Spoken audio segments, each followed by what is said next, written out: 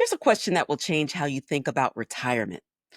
What if your 401k could hold Bitcoin alongside your other traditional assets so you could balance boring bond funds, for example, with more dynamic emerging assets? Well, last week that question stopped being hypothetical and started getting real. On August 7th, the president signed an executive order that could unlock $9 trillion in retirement savings for cryptocurrency investments. That's not a typo. $9 trillion. But here's what the headlines missed. This isn't just about crypto going mainstream. It's about whether your financial advisor is ready for the biggest shift in retirement planning since the 401k was invented. Welcome to Confidently Crypto. I'm Dr. Tonya Evans, and today we're breaking down what Trump's executive order actually says, why Bitcoin IRAs suddenly matter, and the three questions you need to ask your financial advisor, because if they can't answer them, it might be time for you to find someone who can.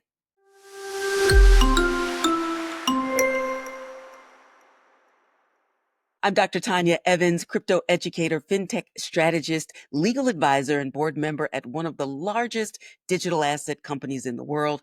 I help people like you navigate the digital asset economy with clarity, confidence, and absolutely without the hype. This week's episode is about a moment that changes everything. The day crypto became a legitimate retirement strategy for millions of Americans. But here's what most people are missing about this historic executive order, and that's if you actually know about it.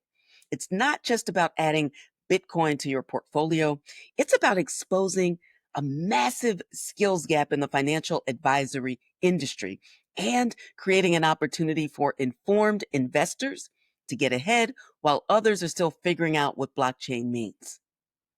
Now, before we dive into retirement planning, here's what happened in crypto last week, because understanding today's moves requires seeing the full picture.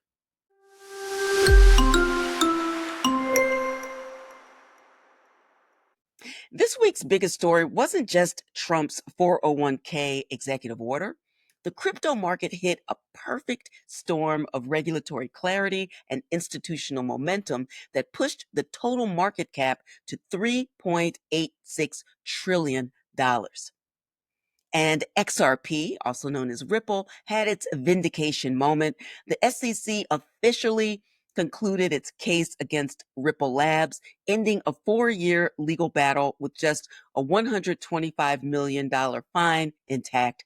XRP immediately surged 11.1%, with technical analysts now targeting $3.65. This wasn't just a win for Ripple, it was regulatory clarity for the entire industry and a signal that the SEC's enforcement first approach is shifting. Next up, Bitcoin and Ethereum hit new milestones. So Bitcoin reached a record high of 122,838, while Ethereum surged past $4,000 for the first time since its previous peak.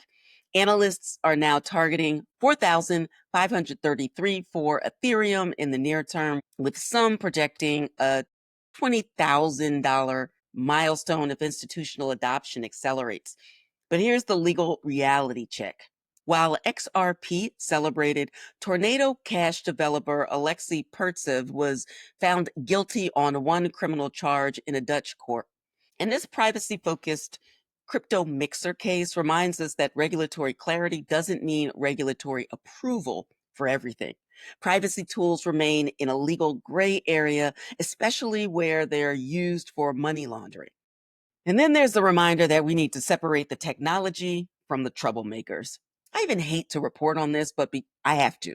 It is at the intersection of two things I love dearly: the crypto industry and the WNBA. So, perhaps you've heard, or perhaps you've read, that a meme coin creator claimed responsibility for disrupting multiple WNBA games by having sex toys thrown onto courts, calling it marketing, some marketing campaign for their BS meme coin.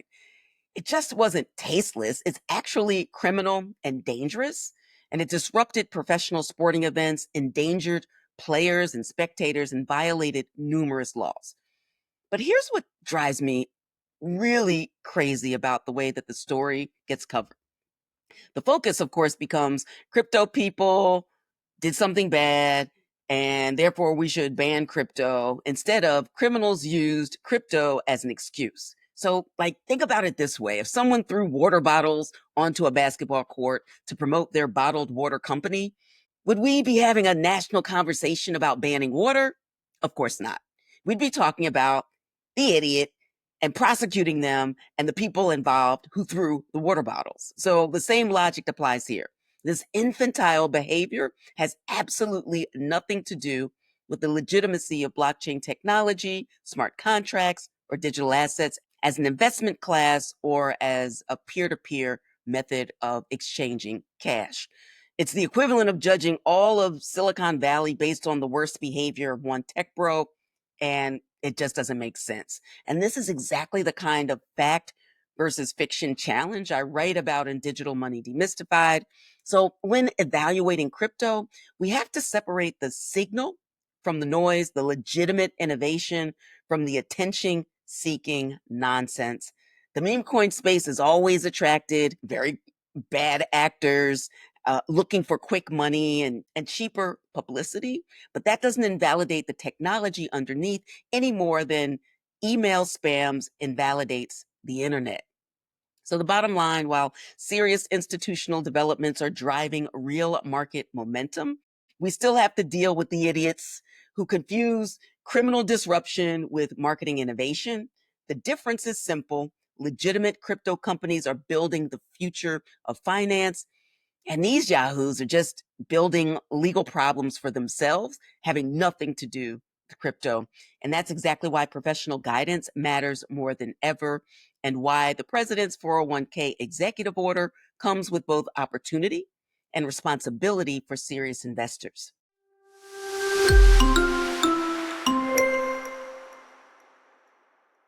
Now, let's start with what actually happened on August 7th, because precision matters when we're talking about your life savings, especially the type of life savings that you will rely on in retirement.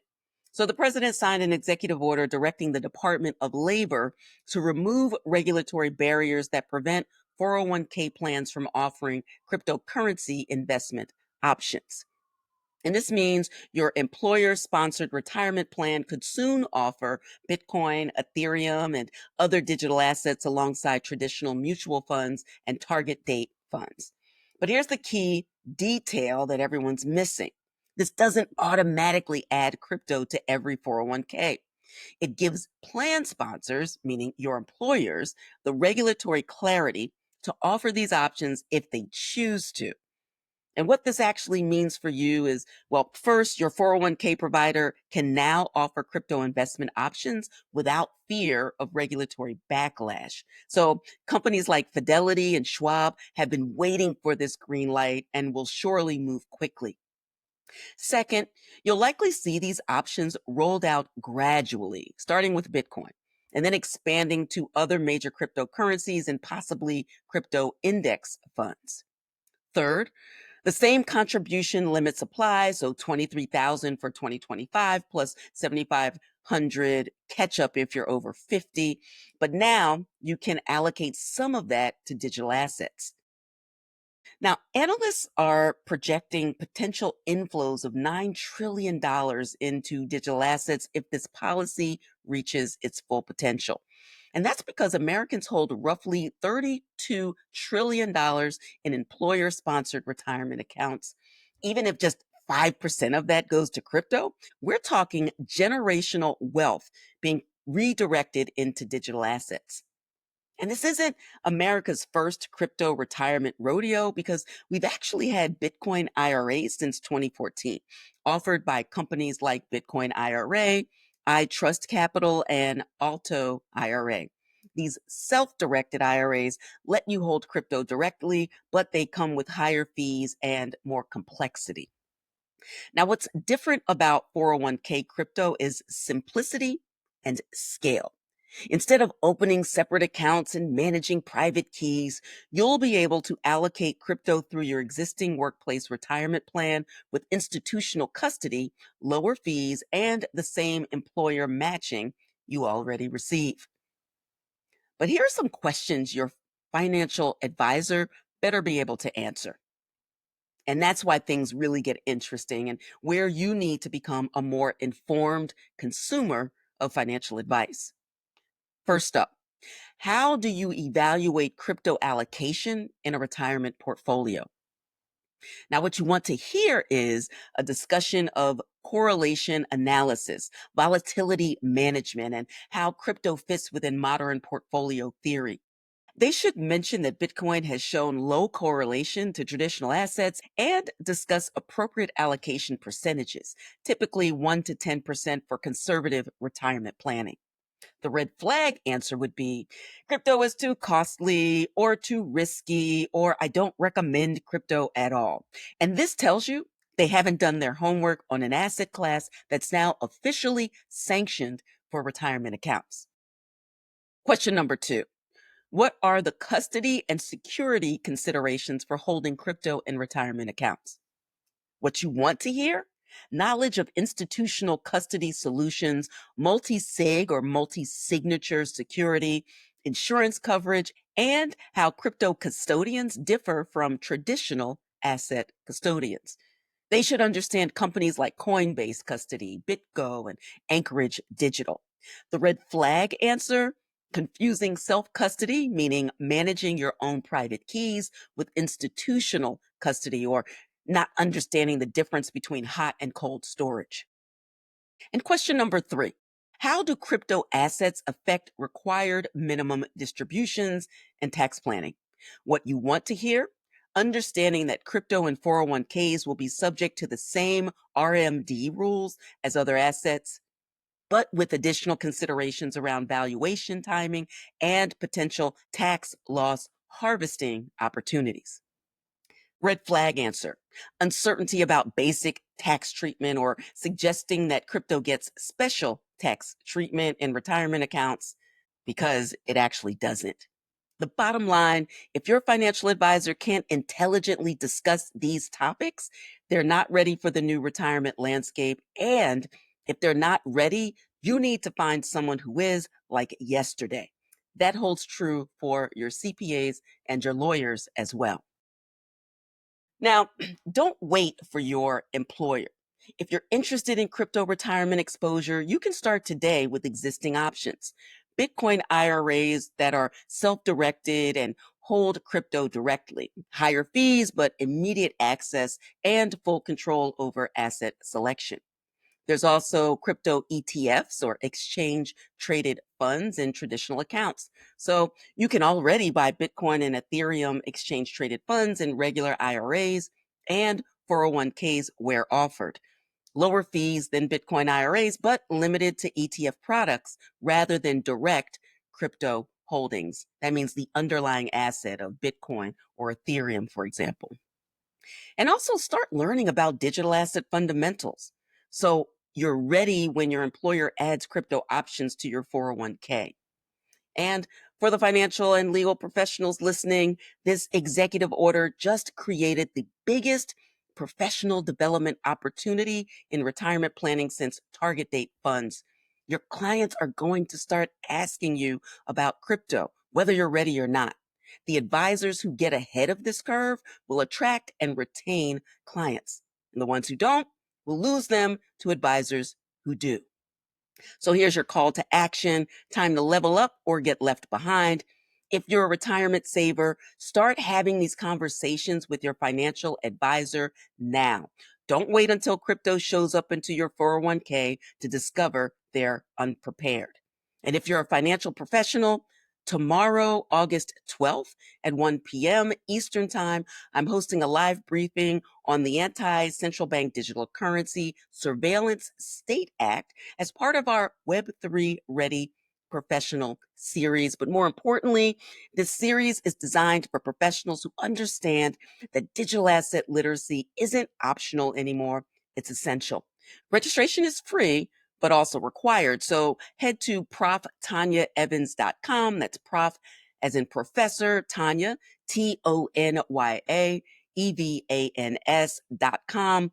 This isn't about crypto regulation. It's about positioning yourself as the advisor clients trust with their most important financial decisions. The digital asset economy isn't coming, it's here. And retirement planning just became ground zero for mainstream adoption. And the question isn't whether crypto belongs in retirement accounts. The president just answered that, good, bad, or otherwise. The question is whether you and your advisor are ready for what comes next. Trump's executive order just made crypto retirement investing official policy, but policy without professional competency is just missed opportunity. If this episode opened your eyes to crypto's retirement revolution, share it with someone whose 401k is about to get a whole lot more interesting. Subscribe, leave that 5-star review, and help us build a show committed to empowering both investors and professionals who serve them. Legal Eagles, financial professionals, take the Web3 Ready Professional Assessment at proftonyaevans.com. Tomorrow's anti-CBDC briefing is just the beginning. Register now. Join the professionals who are getting ahead of the curve instead of chasing it. Subscribe to the Advantage Evans FinTech News and Trends Report on Substack for weekly insights where retirement planning meets the digital economy. I'm Dr. Tonya Evans, and this is Confidently Crypto, where you get the real story behind the crypto headlines and the strategies to profit from them. Your retirement just entered the digital age. Make sure you're ready. Stay informed, stay prepared, and stay confidently crypto.